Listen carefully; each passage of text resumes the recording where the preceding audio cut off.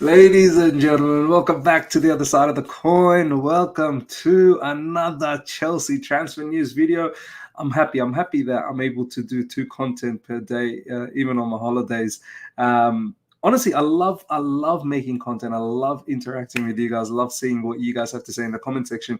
It is difficult during the holidays to do content regularly and consistently because you're out and about and you want to enjoy your holiday as well, of course. And you know, but at the same time, I'm not gonna lie. I live and breathe, you know, checking out all of this Chelsea latest news. And as I said, always looking at what you guys have to say as well. It's quite interesting. Now, without further ado, let's get cracking into it. As you can see, quite a lot of things we've got lined up today. Mitoma talks have started. I don't know whether talks have started. We're going to get into that.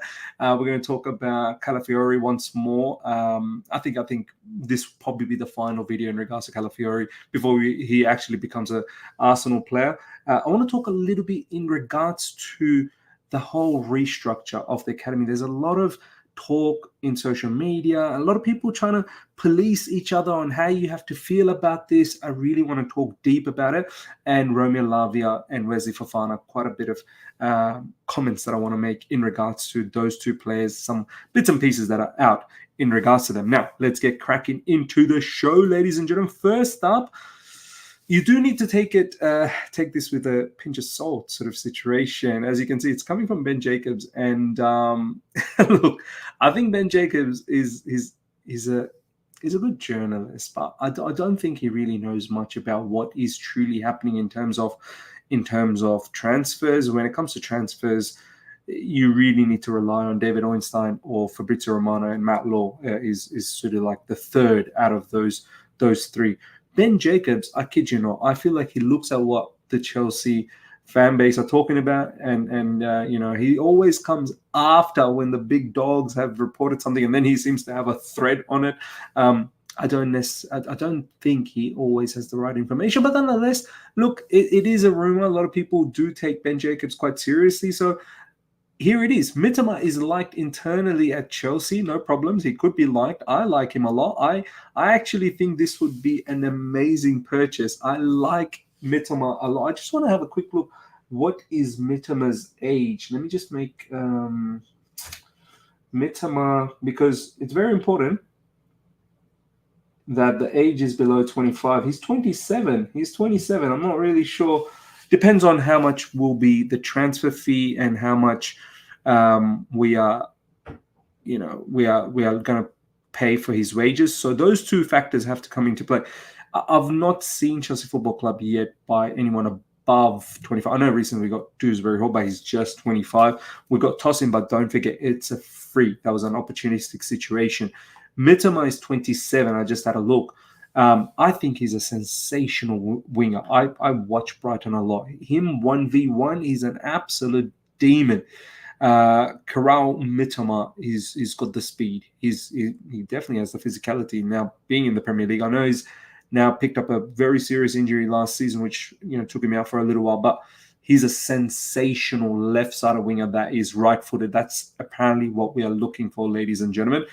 If this happens, I'm all up for it. I know it's Brighton again, and I know we don't want to deal with Brighton and all the banter that we give to Brighton, but there's an opportunity to, you know, snare this player and bring him to Chelsea Football Club. I'm all down for it. Ladies and gentlemen, let me know your thoughts in regards to Karam Mitoma. Then again, it is coming from Ben Jacobs, so I'm not really sure how much of it is actually true. Next up, some Ricardo Calafiori news coming straight from the big dog, Fabrizio Romano. After Ricardo Calafiori's green light to move and contract, Arsenal have made direct contact with Bologna. Talks between clubs have started. No issues on Calafiori's contract terms. Up to the clubs now. Arsenal currently ahead. No bid from Chelsea so far. Look, I mean, the bid doesn't seem that much. It's roughly around close to 45 million, a bit less than 45 million. So the bid is not that much. The thing that really puts us away from this particular deal, I feel, is that Arsenal got Champions League. They're more primed to, you know, compete for the Premier League. They're far more stable team. I mean, Calafiori comes to Chelsea. We've got a new manager. We need to gel with the new manager. We've got a lot of players that are still looking to get the chemistry right together. Whereas Arsenal, they're settled team. He comes in. I'm pretty sure he'll adapt very, very quickly, and he'll be a very, very amazing purchase for them. I know they've got Timber. I know they've got XYZ players that can play in that, but they're going for the Premier League next season. They're definitely going for the Premier League, and they want to bolster their squad with quality players. This is what top teams do, man. When you're a top team, you go out there and you purchase the best of the best, and then you keep stacking them up. You don't worry too much about what's going to happen with this player and that player, where they're going to get the minutes from. Look, they're competing in all fronts: Champions League, Premier League, domestic cups. So you need a lot of players. Don't forget, they got Timber last season, who got injured immediately. So injuries, are something that these top clubs will want to make sure that they don't fall into a trap again with the injuries, and they want to ensure that quality remains even when there is injury. So look, Calafiori at Arsenal, I don't see us making any sort of effort. We'll see what happens. I think he's more inclined to go to Arsenal. Anyway, now let's talk a little bit about this whole Joe Shields and Sam Jewell, I think his name is, Sam Jewell, who are taking over Neil Bath and Jim Fraser. Let's have a look at the news first, and then we'll talk about this whole situation a little bit more. Further hires are planned as Chelsea look to upgrade their academy coaching, but the decision to make Shields and Jewell management underscores the desire of Chelsea's owners to integrate more closely the club's youth development and overall recruitment operations. Trevor Chalobah, so some of the players have come out and showed their, I suppose their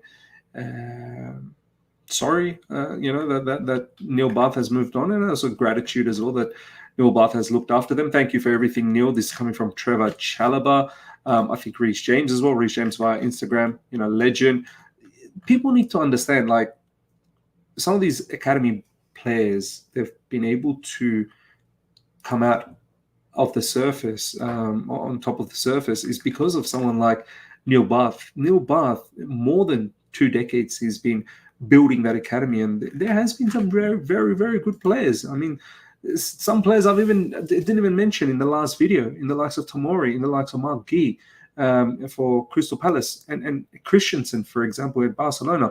And the list goes on. So I want to talk a little bit more in detail about this. Let me just go through the news. Part of the remit given to Stewart and Winstanley by Chelsea owners is to integrate more closely the academy and the first team, rather than having the club's youth development system operate as separate parallel entity across road to Cobham. And this is the positive that I said in my last video, that yes, in one side, you get someone like Neil Bath, who's been part of the Chelsea setup for so long. He leaves, and that's on top of all the other people that left from the previous regime.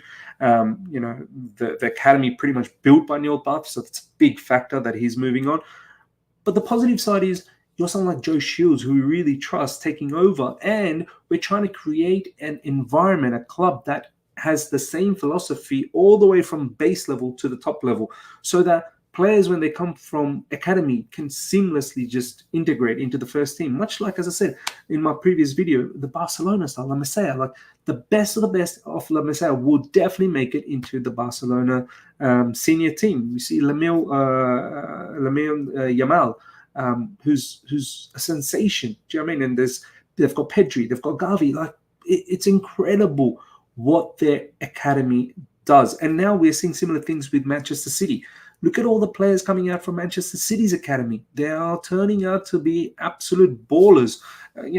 Some of these players we are going for now. So, look, that's a little bit about that. I just want to quickly touch base on, I see a lot of people on social media very upset that, why are certain fans so upset about everything that Chelsea owners do?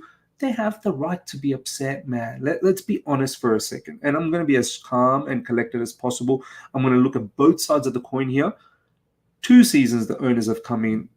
Everything has been stripped apart. And what do we have to show for it? Not much, honestly, if any. We're not in the Champions League. We're not competing for the Premier League. We've got a bunch of young kids who we're trying to develop, no problems. And we've bought a lot more kids who are now we're looking to sell as well. So, multiple managers being sacked as sponsorships, it's still up in the air. Even till today, it's still up in the air. We could be front of the shirt sponsorless again for next season. There's some talks about that. So I can understand why certain fans can be disgruntled with what is happening with the current state of Chelsea Football Club and the hierarchy, Paul Winstanley and Lawrence Stewart and this, that, the other. I fully get it, why they could be upset. On the other hand, yes, I also see the different perspective from people that are overly positive that hopefully things will change around. We got quality squad. We now have a manager who seems to have a bit of a philosophy, and hopefully we can create something. This new structure hopefully will embed the academy players to be far more closer to the first team players to have a same style of football. So and hopefully this upcoming season we play good brand of football, we can make it into Champions League, we get our sponsorships, and maybe it will all fall into place again. And we got some really, really superstar young kids coming through in the likes of Kendry Paez, Esteban Willian. So maybe the future is bright. So I do understand both sides of the coin here, and no groups need to insult each other here. I think this is the moment where you need to try and understand. This is the moment where you really have to see different perspectives. Why do certain people feel this way? Why do they look at this situation in this manner? No need to sit here and announce that, oh, they're bad fans. Oh, they're so miserable. Why are you a Chelsea fan? Don't be a Chelsea fan. I don't think we can say this sort of stuff, man. I really don't think we can say this sort of stuff. I know sometimes I fall into the trap as well, but I guess this is a reminder for me too. So look, let's see what happens with this new structure. But let's also not pretend that everything is all rosy at Chelsea Football Club. People like Neil Buff leaving, yeah, you best believe there has been some disagreements, and understandable. So many of our young players from Cobham are getting moved on for pure profit. So I get it, I understand it, but at the same time, I also understand the different perspective as well. Now, let's move on to the next topic. Still on this particular topic, Chelsea's recruitment process has become increasingly focused on identifying and aggressively pursuing the best young players in the world.